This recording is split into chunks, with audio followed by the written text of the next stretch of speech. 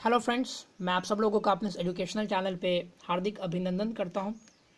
Friends, जैसा कि आप सबको मालूम है कि आपके इस अपने चैनल पे क्लास 10th की सभी विषयों की प्रॉपर ढंग से पढ़ाई शुरू करवा दी गई है, जिसमें हम लोग मैथ्स के एक्सरसाइज 1.1 से संबंधित सारे प्रश्नों को कर लिया था, उसको बनाने का तरीका सीख चुके थे। आज की इस कड़ी में हम लोग बात करने वाले हैं एक्सरसाइज 1.2 के प्रश्नों को किस प्रकार से सॉल्व किया जा सकता है।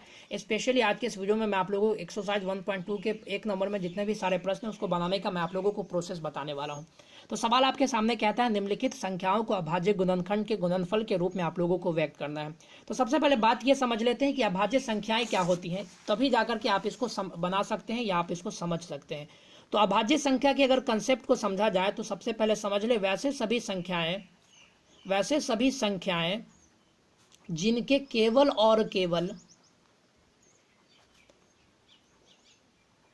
केवल दो ही गुणनखंड होते हैं। यानी अगर कोई संख्या है जिसका केवल दो गुणनखंड है, दो गुणनखंड कहने का मतलब क्या हुआ कि ये सिर्फ दो संख्याओं से विभाजित हो सकता है, या तो वो संख्या खुद होंगी या वो संख्या एक होगा। तो वैसे सभी संख्याओं को हम लोग क्या कह सकते हैं, अभाज्य संख्या कह सकते हैं। इसके अगर एग्जांपल्स की अगर बात कर ले तो आपका 2 इसका एग्जांपल हो सकता है, 3 हो सकता है, 5 हो सकता है, 7 इसके एग्जांपल्स हो सकते हैं। बात कर ले 2 के अगर गुणनखंड की तो इसका गुणनखंड आपका 1 और 2 हो सकता है। 3 की अगर बात करें तो इसका गुणनखंड 1 और 3 हो सकता है। तो ऐसे सभी संख्याओं को हम लोग जनरली अभाज्य संख्या कहते हैं। अब आपको ये जो प्रश्न दिया गया है इसको आप लोगों को अभाज्य गुणनखंड के गुणनफल के रूप में आप लोगों को लिखना है। तो मैं आप लोगों को बता देता हूं किस प्रकार से आप इस प्रश्नों को सॉल्व कर सकते हैं। तो सबसे पहला प्रश्न मैं आप लोगों के सामने लेकर के आ चुका हूं, जो आपके सामने है 140 अर्थात 140 की अगर बात कर ले तो सबसे पहले जैसा कि मैंने आप लोगों को बताया, एक जो है, एक को आप अभाज्य संख्या नहीं मान सकते क्योंकि इसका केवल और केवल एक ही गुणनखंड होता है। अन्य सभी संख्याओं से ये विभाजित नहीं होता है, यानी किसी संख्या के गुणनखंड में ये नहीं आता, जिस वजह से एक आप कह सकते हैं कि अभाज्य संख्या नहीं है।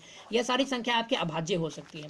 बात कर लेते 140 की, तो सबसे पहले हम लोगों को 2 से कोशिश करना है। तो 200 लगाना है तो ये 70 टाइम्स में कट जाएगा, 70 बार में कट जाएगा। फिर हम लोगों को 2 से लगा लेना है तो ये 35 टाइम्स में कट जाएगा। उसके बाद 5 से लगा लेना है तो ये 7 टाइम्स में ये कट जाएगा। अब हम लोग देख लेते हैं जिस प्रकार से, अब इसको किस प्रकार से बनाना है। आपको इतना करने के बाद यहाँ पर लिखना है 140 का अभाज्य गुणनखंड का गुणनफल बराबर,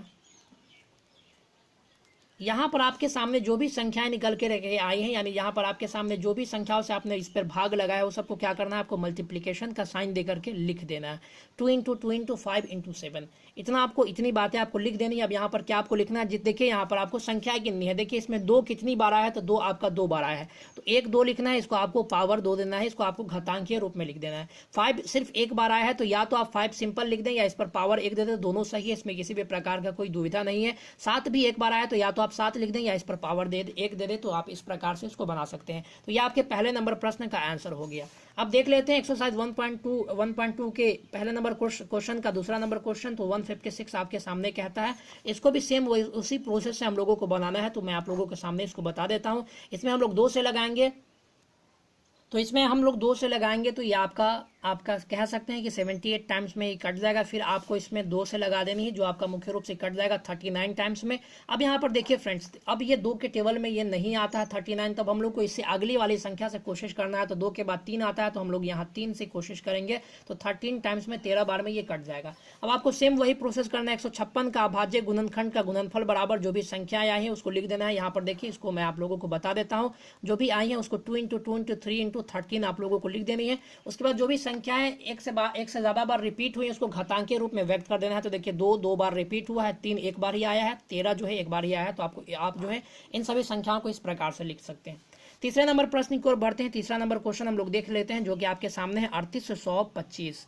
सबसे पहले हम लोग इसमें 2 से कोशिश करेंगे तो यह संख्या 2 से विभाजित नहीं होने वाला। फ्रेंड्स, विभाज्यता का भी एक रूल होता है। अगर आप लोग इसमें कंफ्यूज है तो अगर आप लोग कहते हैं तो मैं उसका भी एक वीडियो लेकर के आ जाऊंगा, जिसमें मैं आप लोगों को बताऊंगा कि विभाज्यता का रूल किस प्रकार से आप समझ सकते हैं। तो सबसे पहले आपको इसमें 3 से लगा देना है। तो आपका 3 से अगर लगाइएगा 1275 बार में ये आपका 3 से कट जाएगा। उसके बाद फिर से आपको इसको 3 से लगा देना है, तो ये 425 यानी 425 बार में ये कट जाएगा। अब ये संख्या 3 से विभाजित नहीं होगी, आपको 5 से लगाना है तो ये 85 टाइम्स में कट जाएगा। फिर 25 को अगर आप 5 से लगाइएगा तो 17 टाइम्स में 17 बार में ये कट जाएगा। अब आपको सिंपली वैसे ही करके आपको लिख देना 3825 का आप क्या कर सकते हैं, 3 जो है आपका 2 बार आया है तो 3 पर पावर 2 दो दे देना है, 5 आपका 2 बार आया है तो 5 पर पावर आपको 2 लिख देना है, और 17 जो है सो एक बार ही आया है तो 17 आपको सिंपली इस प्रकार से लिख देना है।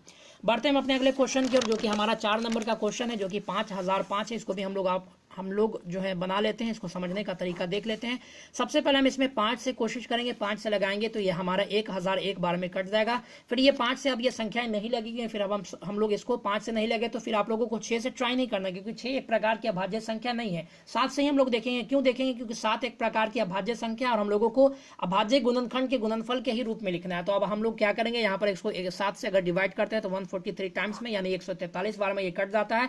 फिर हम लोगों को 11 बार में कोशिश कर लेनी है तो ये 13 बार में 11 से कट जाएगा। सेम वही प्रोसेस करना है। 5005 का अभाज्य गुणनखंड का गुणनफल, अभाज्य गुणनखंड का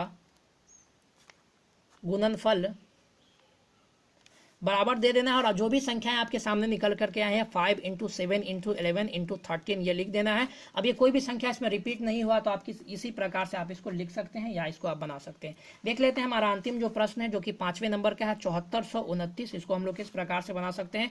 7429 की अगर बात करें तो हम लोग भी इसको सेम बना लेते हैं। ये डायरेक्ट आपका 17 से लग जाएगा 437 बार में। उसके बाद हम लोग देख लेते हैं ये आपके 19 बार में लग जाएगा 23 टाइम्स में। 7429 को आप लोग लिख सकते हैं 7429 इक्वल्स टू 17 × 19 × 23। यह आपके अभाज्य गुणनखंड के गुणनफल के रूप में लिखा जा चुका है।